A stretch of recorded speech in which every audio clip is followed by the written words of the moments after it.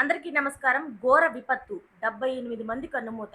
అసలు ఏం జరిగింది? ఎలా జరిగింది ఈ ప్రమాదం అన్నది పూర్తి వివరాలైతే తెలుసుకునే ముందు వీడియోనైతే పూర్తిగా చూసి సబ్స్క్రైబ్ చేసుకోనైతే మర్చిపోకండి. అస్సాంలో సంభవించిన భారీ వరదలు తీర విషాదాన్నైతే మిగిల్చాయని చెప్పుకోవచ్చు. అస్సాం రాష్ట్ర విపత్తు నిర్వహణ సంస్థ విడుదల చేసిన తాజా హెచ్చరిక ప్రకారం అయితే శివసాగర్ జిల్లాలో ఇద్దరు గొల్లాఘాట్లోనైతే ఒకరు మరణించడంతోని వరద మృత్యు సంఖ్య ఏకంగా 78 మందికి చేరుకుందట.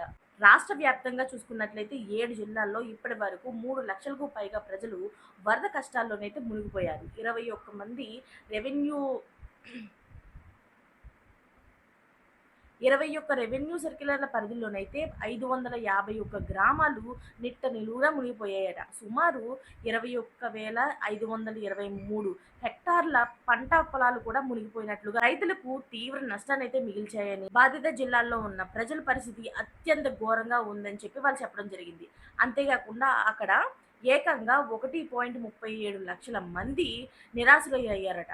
ఆ తరువాత శివసాగర్, జోహార్ జిల్లాలైతే తీవ్రంగా ప్రభావితమయ్యాయి. ప్రస్తుతం 21 పునర్వాస కేంద్రాల్లోనైతే 16,500 మందికి పైగానే ఆశ్రయం పొందుతుండగా మరో 72,000 మందికి 30 సహాయక కేంద్రాల ద్వారా అయితే నిత్యావసర సరుకులను అందిస్తూ ఉన్నారు.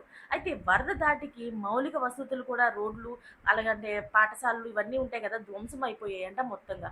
11,000కు పైగా జీవాలు, అంటే ఇప్పుడు పక్షులు ఉంటాయి కదండి, ఆవులు, గేదెలు, మేకలని, ఇవన్నీ కూడా కొట్టుకుపోయాయట. మరోవైపు చూసుకున్నట్లయితే రాజధాని గువాహటితో పాటుగా పట్టణాల్లో చూసుకున్నట్లయితే ఇంకా వరదలు కూడా వేయలేదని చెప్తున్నారు. ఈ పరిస్థితి పైన కేంద్ర హోంమంత్రి అమిత్ షా అస్సాం ముఖ్యమంత్రి హిమంత బిశ్వ శర్మతో పాటుగా ఫోన్ లో మాట్లాడి సహాయక చర్యలు అయితే సమీక్షించారట. అయితే కేంద్రం నుంచి అన్ని రకాలుగా సాయం కూడా అందిస్తామని అమిత్ షాకు హామీ కూడా ఇచ్చారు. అయితే ఇప్పుడు చూసుకున్నట్లయితే మొత్తానికి ఈ వరదల వల్ల 78 మంది ప్రాణాలైతే కోల్పోయారు.